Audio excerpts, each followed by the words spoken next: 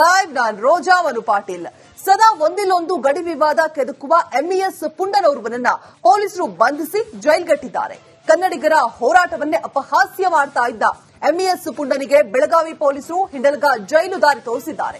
ಹಾಗಾದ್ರೆ ಎಂಇಎಸ್ ಪುಂಡ ಜೈಲು ಸೇರಿದ್ದು ಯಾಕೆ ಅಂತೀರಾ? ನಾವು ಹೇಳ್ತೀವಿ ಈ स्टोरी. या सगळ्या प्रकारानंतर या लाल पिवळ्या बेरोजगार संघटना परत एकदा रस्त्यावर उतरल्या. या घटनेनंतर आपलं काळं कृत्य बाहेर येतोय म्हणून, आपला नीच चेहरा लोकांसमोर येईल म्हणून त्या भीतीनं त्या कंडक्टरनं याला फाशी रंग द्यायचं काम केलंय. ಕನ್ನಡಿಗರು ನಾಲಾಯಕ್ಕೆಂದವನು ಹಿಂಡಲಗ ಜೈಲಿಗೆ. ಹೀಗೆ ದಡೂತಿ ದೇಹದ ಈತನ ಹೆಸರು ಶುಭಂ ಶೆಳಕೆ ಅಂತ ಎಂಇಎಸ್ ಸಂಘಟನೆಯಲ್ಲಿ ಸಕ್ರಿಯವಾಗಿ ನಾಡದ್ರೋಹಿ ಕೆಲಸ ಮಾಡ್ತಿದ್ದ. ಮರಾಠಿ ಭಾಷೆ ಬರುವುದಿಲ್ಲ ಎಂಬ ಕಾರಣಕ್ಕೆ ಕರ್ನಾಟಕ ಸಾರಿಗೆ ಸಂಸ್ಥೆಯ ಕಂಡಕ್ಟರ್ ಮೇಲೆ ಹಲ್ಲೆ ನಡೆಸಿದ್ರು.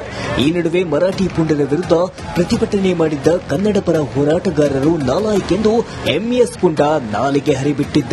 या सगळ्या प्रकारानंतर या लाल पिवळ्या बेरोजगार संघटना परत एकदा रस्त्यावर उतरल्या. या घटनेनंतर आपलं काळं कृत्य बाहेर येतोय म्हणून, आपला नीच चेहरा लोकांसमोर येईल म्हणून त्या भीतीनं त्या कंडक्टरनं याला फाशी रंग द्यायचं काम केलंय. ಈ ಕುರಿತು ಮಾಳಮರ್ತಿ ಪೊಲೀಸ್ ಠಾಣೆಯಲ್ಲಿ ಪ್ರಕರಣ ಕೂಡ ದಾಖಲಾಗಿತ್ತು. ಇದಾದ ನಂತರ ಜಾಮೀನಿನ ಮೇಲೆ ಹೊರಗಡೆ ಕೂಡ ಬಂದಿದ್ದ. ಆದರೆ ಈತನ ನಾಡದ್ರೋಹಿ ಕೆಲಸ ಮಾತ್ರ ಮುಂದುವರೆದಿತ್ತು. ಸಾಮಾಜಿಕ ಜಾಲತಾಣ ಸೇರಿದಂತೆ ಕನ್ನಡಿಗರು ಕನ್ನಡದ ನೆಲದ ಬಗ್ಗೆ ಅಪಹಾಸ್ಯ ಮಾಡುತ್ತಿದ್ದ. ಇದು ಕನ್ನಡಿಗರ ಆಕ್ರೋಶಕ್ಕೆ ಕಾರಣವಾಗಿತ್ತು. ಯಾವುದೇ ರೀತಿಯ ಅಹಿತಕರ ಘಟನೆಗಳು ನಡೆಯದಂತೆ ಪೊಲೀಸರು ಮುನ್ನೆಚ್ಚರಿಕೆ ಕ್ರಮಕ್ಕೆ ಮುಂದಾಗಿದ್ದು ಆರೋಪಿಯನ್ನ ಬಂಧಿಸಿದ್ದಾರೆ.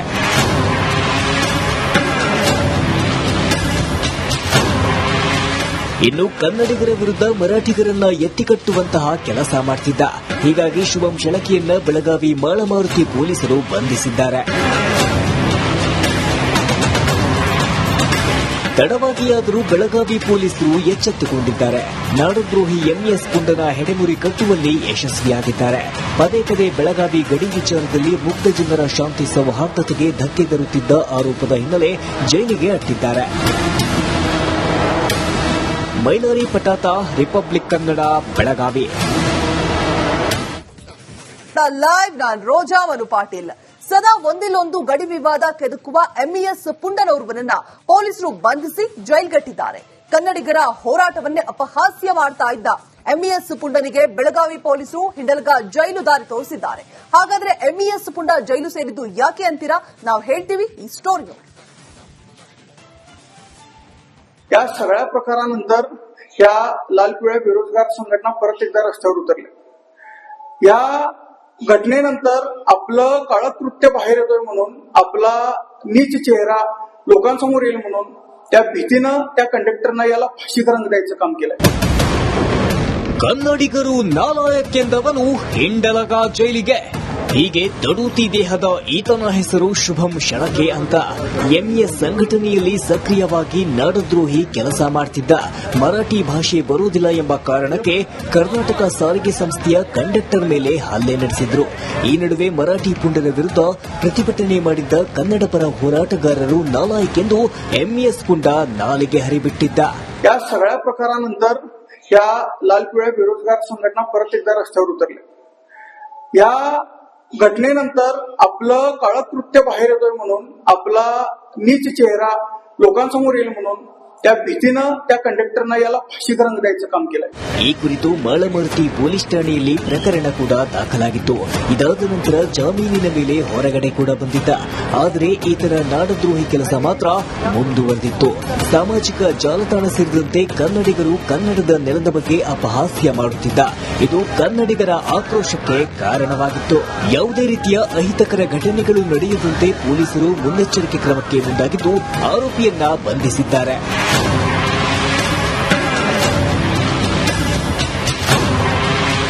ಇನ್ನು ಕನ್ನಡಿಗರ ವಿರುದ್ಧ ಮರಾಠಿಗರನ್ನ ಎತ್ತಿಕಟ್ಟುವಂತಹ ಕೆಲಸ ಮಾಡ್ತಿದ್ದ.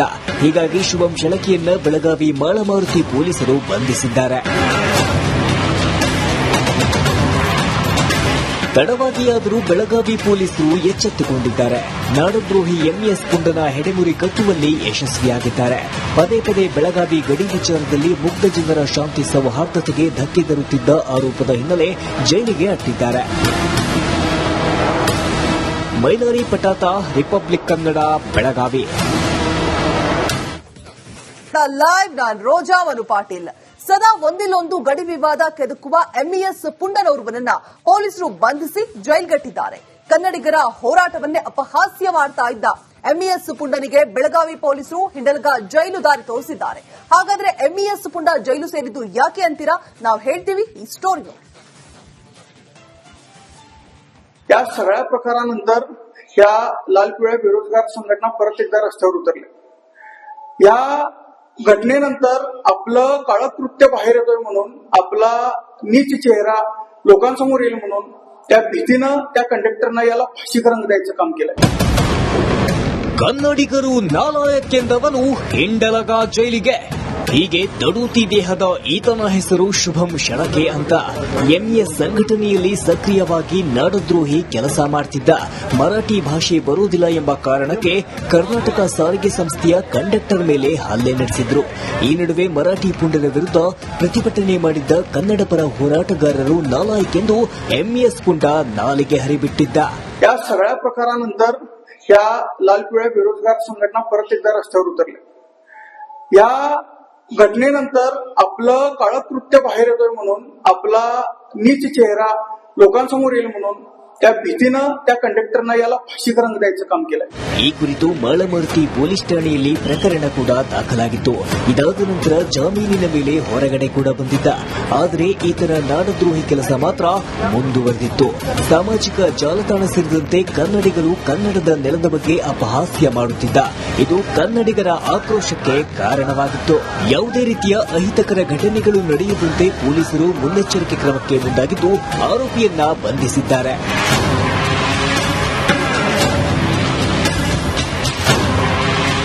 ಇನ್ನು ಕನ್ನಡಿಗರ ವಿರುದ್ಧ ಮರಾಠಿಗರನ್ನ ಎತ್ತಿಕಟ್ಟುವಂತಹ ಕೆಲಸ ಮಾಡ್ತಿದ್ದ. ಹೀಗಾಗಿ ಶುಭಂ ಶೆಳಕೆಯನ್ನ ಬೆಳಗಾವಿ ಮಾಳಮಾರುತಿ ಪೊಲೀಸರು ಬಂಧಿಸಿದ್ದಾರೆ.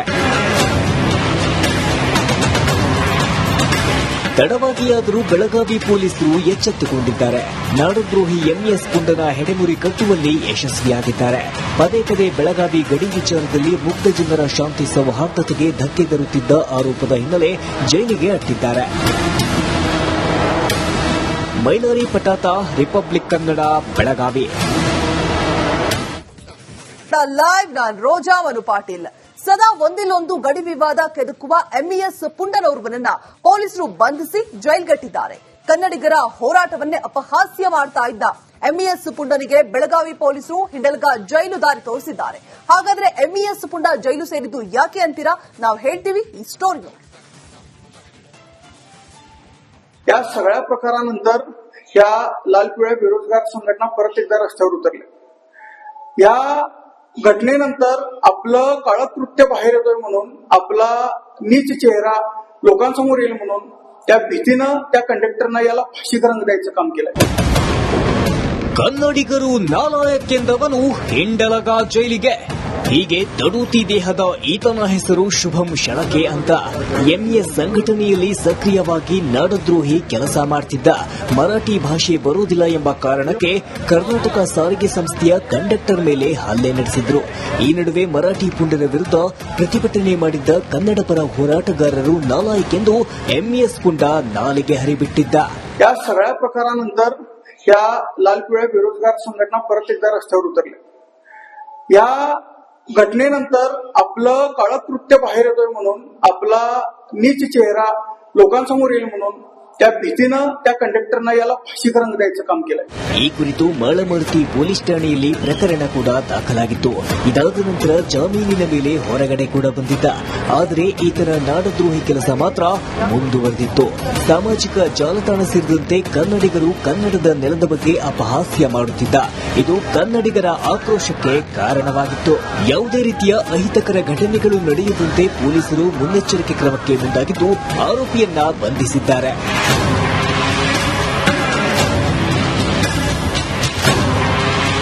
ಇನ್ನು ಕನ್ನಡಿಗರ ವಿರುದ್ಧ ಮರಾಠಿಗರನ್ನ ಎತ್ತಿಕಟ್ಟುವಂತಹ ಕೆಲಸ ಮಾಡ್ತಿದ್ದ. ಹೀಗಾಗಿ ಶುಭಂ ಶೆಳಕೆಯನ್ನ ಬೆಳಗಾವಿ ಮಾಳಮಾರುತಿ ಪೊಲೀಸರು ಬಂಧಿಸಿದ್ದಾರೆ. ತಡವಾಗಿಯಾದರೂ ಬೆಳಗಾವಿ ಪೊಲೀಸರು ಎಚ್ಚೆತ್ತುಕೊಂಡಿದ್ದಾರೆ. ನಾಡದ್ರೋಹಿ ಎಂಎಸ್ ಪುಂಡನ ಹೆಡೆಮುರಿ ಕಟ್ಟುವಲ್ಲಿ ಯಶಸ್ವಿಯಾಗಿದ್ದಾರೆ. ಪದೇ ಪದೇ ಬೆಳಗಾವಿ ಗಡಿ ವಿಚಾರದಲ್ಲಿ ಮುಗ್ಧ ಜನರ ಶಾಂತಿ ಸೌಹಾರ್ದತೆಗೆ ಧಕ್ಕೆ ತರುತ್ತಿದ್ದ ಆರೋಪದ ಹಿನ್ನೆಲೆ ಜೈಲಿಗೆ ಅಟ್ಟಿದ್ದಾರೆ. ಮೈಲಾರಿ ಪಟಾತ, ರಿಪಬ್ಲಿಕ್ ಕನ್ನಡ, ಬೆಳಗಾವಿ.